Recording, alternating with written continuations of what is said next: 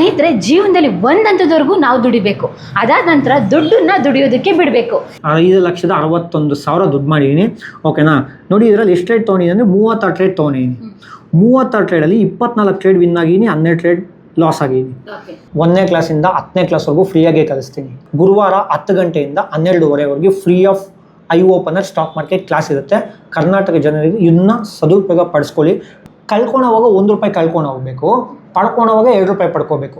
ಜನ ಏನು ಮಾಡ್ತಾರೆ, ಹೋಗೋವಾಗ ₹2 ಕಳಿಸ್ತಾರೆ, ಬರೋವಾಗ ಬರೀ ₹1 ಮಾತ್ರ ಗೇನ್ ಮಾಡ್ತಾರೆ. ಜನ ಎಲ್ಲ ದುಡ್ಡು ಮಾಡೋದು ಅನ್ಕೊಂತಾರೆ ಸ್ಟಾಕ್ ಮಾರ್ಕೆಟ್ ಅಂದರೆ. ಸ್ಟಾಕ್ ಮಾರ್ಕೆಟ್ ಅವಾಗ ಶಾಕ್ ಮಾರ್ಕೆಟ್ ಕೂಡ ಆಗೋಗುತ್ತೆ. ಸೊ ಇಲ್ಲಿ 91% ದುಡ್ಡು ಕಳ್ಕೊಳೋರೇ ಜಾಸ್ತಿ, 9% ಜನ ಅಷ್ಟೇ. ಆ 9ಅಲ್ಲಿ ನೀವು ಒಬ್ಬರು ಆಗಬೇಕು. 9ಅಲ್ಲಿ ಒಬ್ಬರು ಆಗಬೇಕಂದ್ರೆ ಟ್ರೇಡಿಂಗ್ ಆಫ್ ಕರ್ನಾಟಕಕ್ಕೆ ಬನ್ನಿ. ಮಿಡಲ್ ಕ್ಲಾಸ್ ಪರ್ಸನ್ಗೆ ಏನು ಅನಿಸುತ್ತೆ ಅವತ್ತು, 1 ಲಕ್ಷದಲ್ಲಿ ನಾನು ಡೈಲಿ 20,000 ದುಡಿಬೇಕು, 30,000 ದುಡಿಬೇಕು ಅಂತ. ಇದನ್ನು ಗ್ಯಾಮ್ಲಿಂಗ್ ಮೈಂಡ್ ಸೆಟ್ ಅಂತಾರೆ. ಓಕೆನಾ? ಸೊ ಡೈಲಿ ಮಾಡೋರು ರಿಯಲ್ ಆಗಿ ನಿಮಗೆ ಇದರಲ್ಲಿ ಸೋಷಿಯಲ್ ಮೀಡಿಯಾದಲ್ಲೆಲ್ಲ ತೋರಿಸೋದು 90% fake. Dark secrets of the stock market ಅಂತೀವಿ. ದೊಡ್ಡವ್ರು ಯಾವ ಥರ ಟ್ರೇಡ್ ಮಾಡ್ತಾರೆ. ಯಾರಿಗಾದ್ರೂ 1 ಲಕ್ಷದಲ್ಲಿ ನಂಗೆ ದಿನ 10,000 ಬೇಕು ಅಂದರೆ ದಯಮಾಡಿ ಟ್ರೇಡಿಂಗ್ ಹಬ್ಬಕ್ಕೆ ಬರಬೇಡಿ. ಮಿಡಲ್ ಕ್ಲಾಸ್ ಅವ್ರಿಗೆ ಬೇಕಾಗಿರೋ ಸ್ಟಾಕ್ ಮಾರ್ಕೆಟು. ದುಡ್ಡಿರೋರ್ಗೆ ಏನಕ್ಕೆ ಬೇಕು ಮಾರ್ಕೆಟು?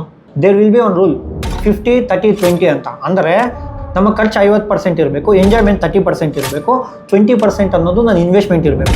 ಅದಕ್ಕೆ USA 67% ಜನ ಇನ್ವೆಸ್ಟ್ಮೆಂಟ್ಸ್ ಮಾಡ್ತಾರೆ. ನಾವೇನು ಮಾಡ್ತೀವಿ ಇಂಡಿಯನ್ಸು?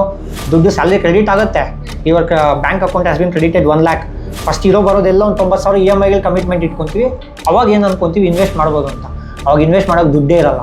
ನಾನು ಹೇಳೋದು ಸ್ಟಾಕ್ ಮಾರ್ಕೆಟಲ್ಲಿ ನಷ್ಟ ಆಗೋದು ಸಹಜ. ಯಾವಾಗ ವಿತೌಟ್ ನಾಲೆಜ್ ಏನಾದರೂ ಮಾಡಿದ್ರೆ ಇಲ್ಲಿ ಈಸಿಯಾಗಿ ದುಡ್ಡು ಹೋಗುತ್ತೆ. ಕೆಂಡ ಮೇಲೆ ದುಡ್ಡು ಇಟ್ಟಂಗಿರುತ್ತೆ. ಗೋಲ್ಡನ್ ಸ್ಟ್ರಾಟಜಿನೇ ರಿವೀಲ್ ಮಾಡ್ತೀನಿ ನೋಡಿ. ನಿಫ್ಟಿ ಬೀಸ್ ಅಂತ ಇರುತ್ತೆ, ಭಾರತದ ಟಾಪ್ 50 ಕಂಪನೀಸ್. ಇದು ಯಾವುದು ರೆಕಮೆಂಡೇಷನ್ ಅಲ್ಲ, ಎಜುಕೇಷನಲ್ ಪರ್ಪಸ್ ಅಷ್ಟೇ. ಭಾರತದ 50 ಕಂಪ್ನಿಗಳಿರುತ್ತೆ. ಆ 50 ಕಂಪ್ನಿಗಳು ಝೀರೋ ಆಗುತ್ತೆ ಅಟ್ ಎ ಟೈಮು. ರಿಲಯನ್ಸ್ ಇರುತ್ತೆ, HDFC ಇರುತ್ತೆ, ICICI ಇರುತ್ತೆ. ಈ ಥರ ಒಂದೊಂದೇ ಸ್ಟಾಕ್ ಪಿಕ್ ಮಾಡೋದು, ಒಂದು ಇಂಡೆಕ್ಸ್ ಪಿಕ್ ಮಾಡಿಬಿಟ್ಟು ನಿಫ್ಟಿ ಬೀಸಲ್ಲಿ ದುಡ್ಡು ಹಾಕಿ. ನಿಫ್ಟಿ ಬೀಸು ಯಾವತ್ತೂ ಝೀರೋ ಆಗಲ್ಲ. ನಿಫ್ಟಿ ಬೀಸ್ ಏನಾದರೂ ಝೀರೋ ಆದರೆ ಇಂಡಿಯಾ ಝೀರೋ ಆಗುತ್ತೆ. ಸರ್ ತುಂಬ ಚೆನ್ನಾಗಿ ಹೇಳ್ಕೊಟ್ರು. ನಾವು ಪ್ರತಿ ಸಲ ಫ್ರೀ ಕ್ಲಾಸ್ ಇದ್ದಾಗೆಲ್ಲ ಬಂದು ಅಟೆಂಡ್ ಮಾಡ್ತಾ ಇರ್ತೀವಿ. ಸರ್, ಇನ್ವೆಸ್ಟಿಂಗಲ್ಲಿ ಇವಾಗ ಏನೂ ಡೌಟ್ ಇಲ್ಲ ಟ್ರೇಡಿಂಗ್ ಬಂದಮೇಲೆ. ಸೊ ನಾನಿಲ್ಲಿ ಆಲ್ಮೋಸ್ಟ್ 1.5-2 years ಸ್ಟೂಡೆಂಟು, ಸ್ಟಿಲ್ ಇನ್ನೂ ಬರ್ತಾನೆ ಇದ್ದೀನಿ.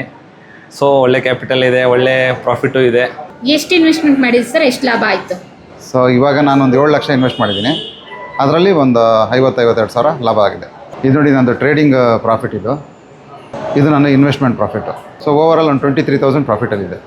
ಹಾಗಾದರೆ ಟ್ರೇಡಿಂಗ್ ಅಪ್ ಇನ್ಸ್ಟಿಟ್ಯೂಟ್ನ ನೀವು ಜನರಿಗೆ ರೆಫರ್ ಮಾಡ್ಬೋದಾ? ಹಾಗಾದರೆ ಫಸ್ಟ್ ನನ್ನ ಫ್ಯಾಮಿಲಿಗೆ ರೆಫರ್ ಮಾಡಿದ್ದೆ. ನನ್ನ ಹೆಂಡತಿ ಮಗನ್ನೇ ಕರ್ಕೊಬಂದು ಇಲ್ಲಿ ಕೂಡಿಸಿದ್ದೆ. ಫೈನಾನ್ಷಿಯಲಿ ಏನು ಸ್ಟೇಬಲ್ ಇಲ್ಲ. ಆ್ಯಕ್ಚುಲಿ ನಾನು ಸ್ಟೇಬಲ್ ಆಗಬೇಕು ಅಂತಲೇ ಟ್ರೇಡಿಂಗ್ ಹಬ್ಗೆ ಜಾಯ್ನ್ ಆಗಿತ್ತು. ನೋಡಿದ್ರಲ್ಲ, ನೀವು ಕೂಡ ಪ್ರತಿ ಗುರುವಾರ ನಡೆಯುವಂಥ ಡೆಮೋ ಕ್ಲಾಸ್ಗೆ ಒಂದ್ಸಲ ತಪ್ಪದೆ ಅಟೆಂಡ್ ಮಾಡಿ.